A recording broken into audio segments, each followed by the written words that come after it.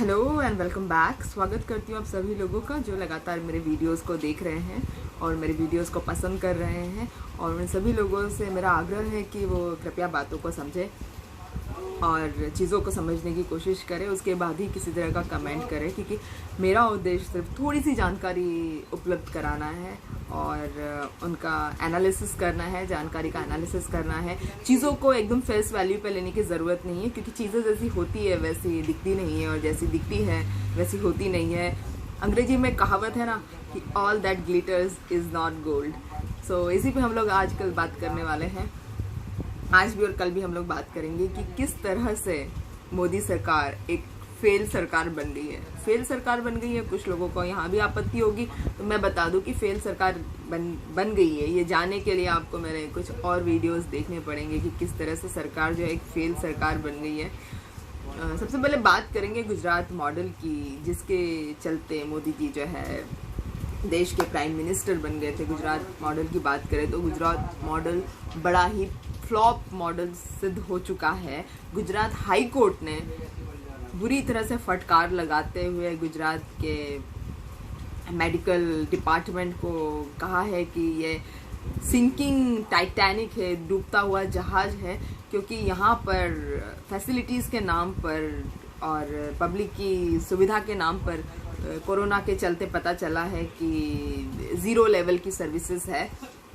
और क्योंकि zero level की सर्विसेज है तो जज साहब ने फटकार लगा दी और पता चला कि जज साहब का फ़ौरन ट्रांसफ़र कर दिया गया है और जज साहब को कहा है कि आप प्लीज़ यहाँ से चलते बनिए।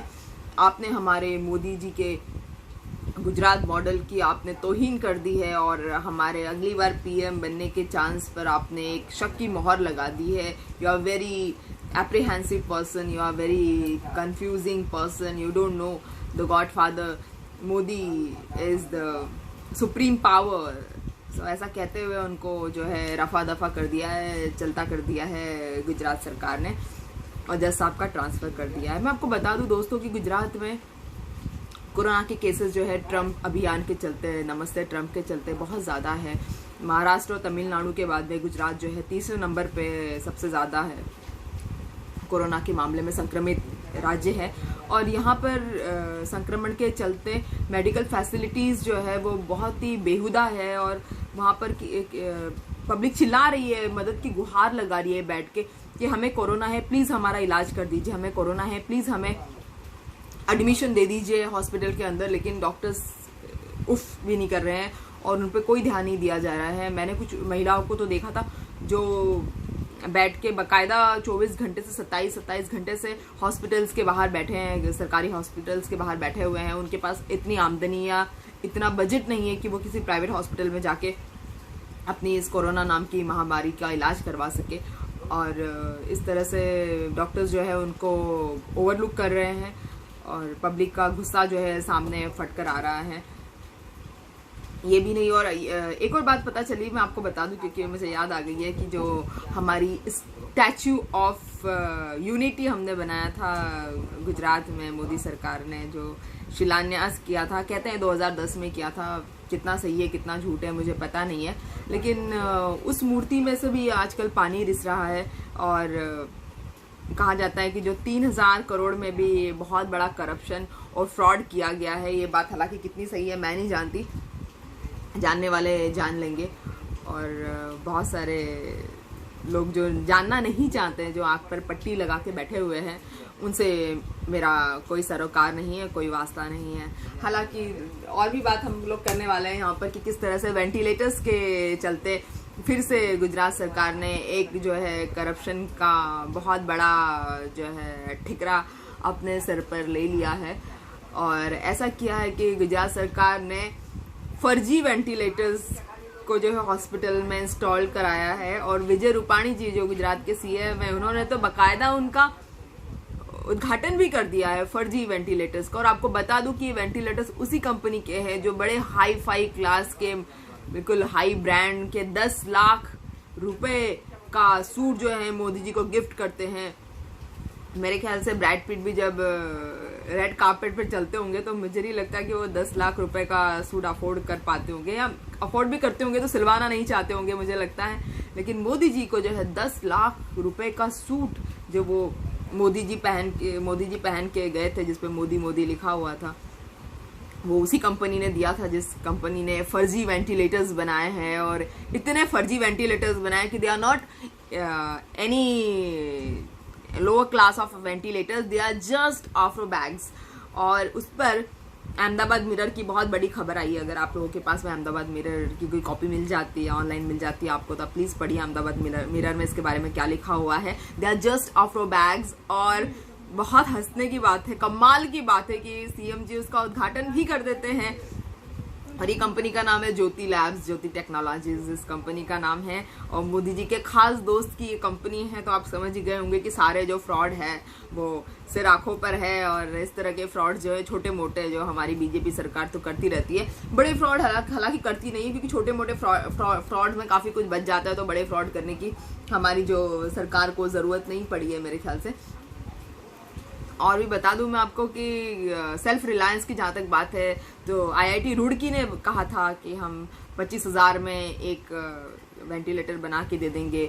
उसके बाद में रेलवेज ने कहा था कि वो 10,000 रुपीज़ पर वेंटिलेटर के हिसाब से वेंटिलेटर बना के सरकार को दे सकती है इस कोरोना महामारी के चलते। उसके बाद में एक डायनामेटिक टेक्नोलॉजीज करके कंपनी है, जिसने कहा था कि वो भी अच्छे खासे वेंटिलेटर्स बना के 2,500 रुपये, उन्होंने तो बहुत ही कम कीमत बताई थी, वो सरकार को दे सकती है। मगर सरकार को इन सब लोगों से कोई मतलब ही नहीं है। सरकार को इन सब लोगों से वेंटिलेटर्स लेने का कोई मतलब नहीं बनता, क्योंकि सरकार को तो फर्जीवाड़ा करना है। और बीजेपी सरकार जो है, जो ऐसे ऐसे फर्जीवाड़े कर रही है कि जो हमारे सिर के ऊपर से है, और हम उसको समझ ही नहीं पाते हैं कि कब जाके सरकार एकदम सुमड़ी में गुमड़ी कर देती है। और ये जो है फर्जीवाड़े हमारे सामने आ रहे हैं। और बीजेपी ऐसे सब माहौल के चलते जो है हमारे सेल्फ रिलायंस का जो लेसन हमें बार बार पढ़ाया जा रहा है, सब कुछ अगर सेल्फ रिलायंट होकर ही करना है तो सरकार क्यों चुना जा रहा है। सरकार को चुनने की कोई ज़रूरत नहीं। मेरे ख्याल से सरकार को अपनी सीट छोड़ देनी चाहिए, और सरकार के जो नुमाइंदे हैं उनको भी अपनी सीट छोड़ देनी चाहिए। सब लोग सेल्फ रिलायंट रहेंगे।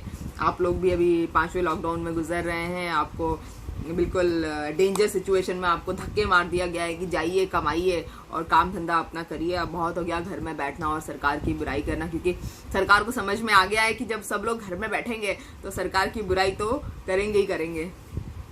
हालांकि आगे बढ़ते कि जो सरकार के हमारे संबित पात्रा जी जो है, मुझे काफ़ी आश्चर्य हो रहा है। It's quite wondering that Sambit Patra had been admitted in the Vedanta hospital of Delhi.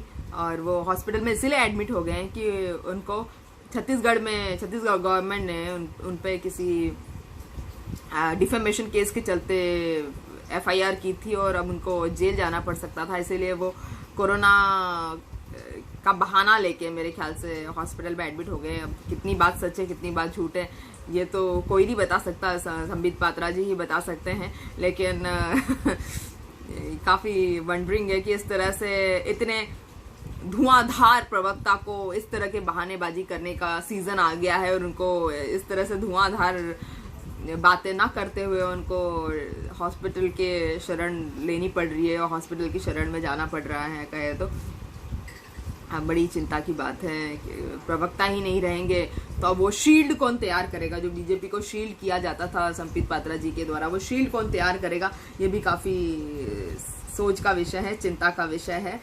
हालांकि हम इस पर नहीं जाएंगे, हम ये देखेंगे कि किस तरह से हमारी गवर्नमेंट फेल हो गई है, काफ़ी मामलों के चलते फेल हो गई है।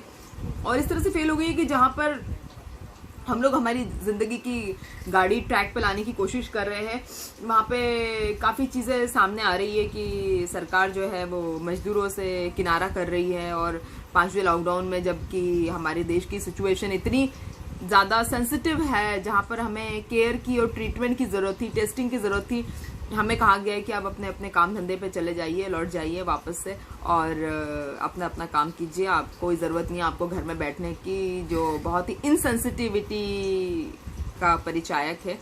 और जो इनसेंसिटिविटी गवर्नमेंट ने हमारे साथ में की है, भगवान ऐसी इनसेंसिटिविटी किसी भी देश की सरकार किसी भी जनता के साथ में ना करे।